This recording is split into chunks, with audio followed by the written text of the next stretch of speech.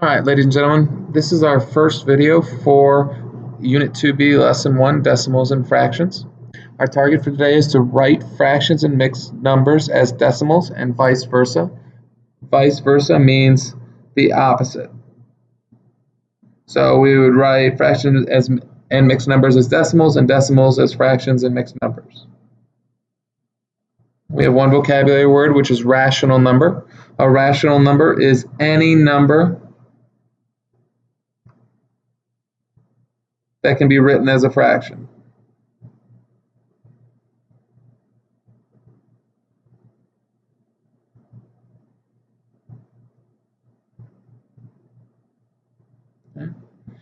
Now remember, if we're going through this video and you need to pause in order to go through and take a little bit more time to write stuff down, please go ahead and do that.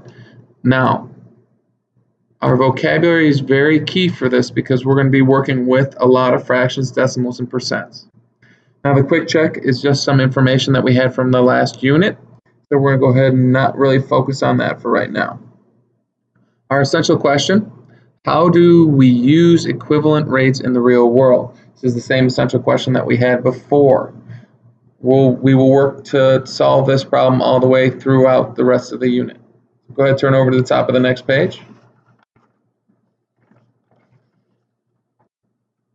To example 1, we're going to write the decimal as a fraction in simplest form. I have new software available. Awesome.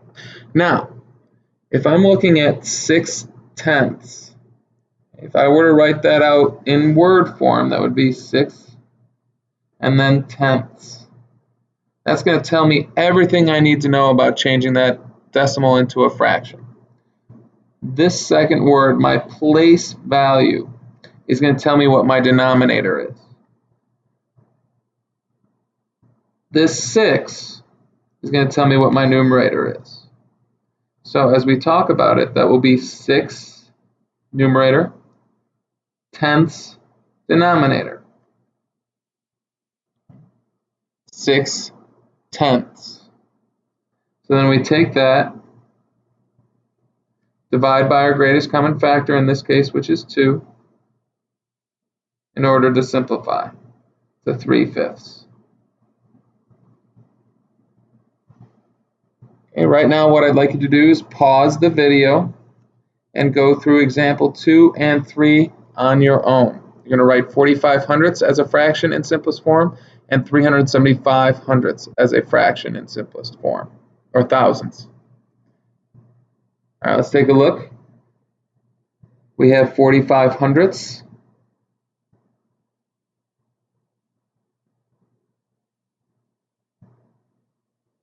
Hundredths is our denominator, that's over 100. 45 is my numerator.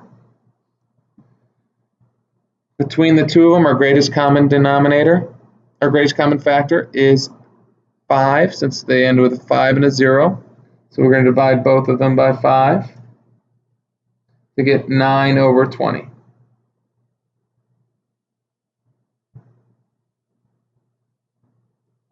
Our next one is 375 thousandths. 375 thousandths.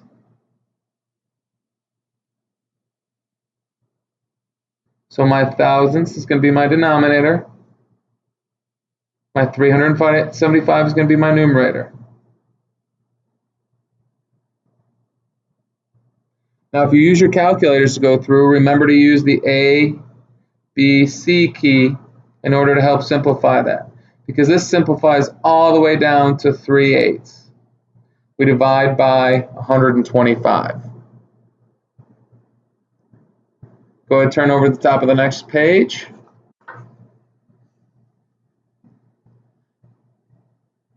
Now, example 4 is just one of our word problems. We just have to take a look at everything, underline important information, and then follow the directions. So we're going to say the decimal out loud. 9 and 87 hundredths. Remember, our and is our decimal. So when we hear that fraction, digits to the left of the decimal, so our whole numbers,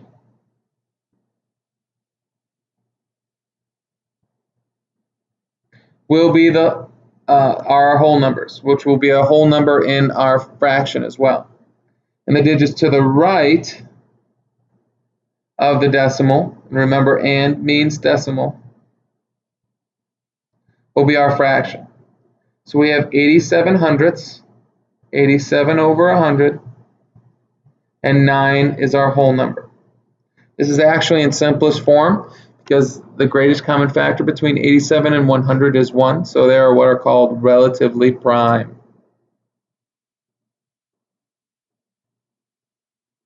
Now we're going to flip it. So now we're going to take fractions and write them as decimals. And there's two ways for us to do that. Okay. Number one is to write the equivalent fraction with a denominator that is a power of 10. So either 10, 100, 1,000, 10,000, so on and so forth. Okay, as it keeps on going. Here, if I have 3/4, I know I can multiply 4 times 25 to get to 100. 3 times 25 is 75. So as I say this fraction, it's 75 over 100, or 75 hundredths. So we just rewrite it as 0 and 75 hundredths there. Okay. The second way that we do it is to take our numerator and divide by our denominator. This is how you find your grade in every class. Once you get points, how many points you got out of the total, and then you get your answer, 75 hundredths. Okay.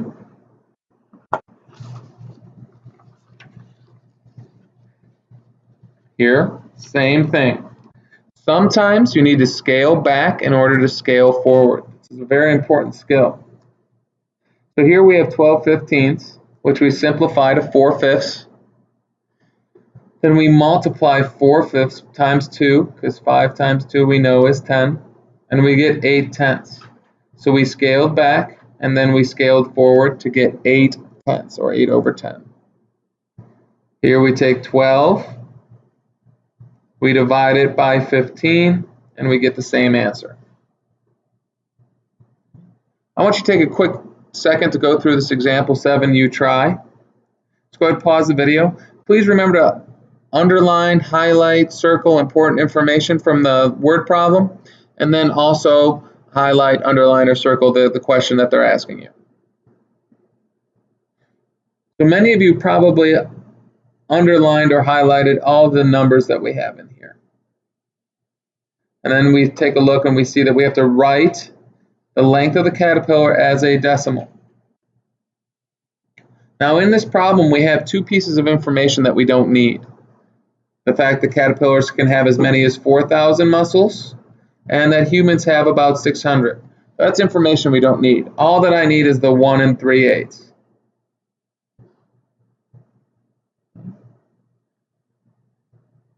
The whole number that we have as a mixed number stays the same. I have 1 and a decimal.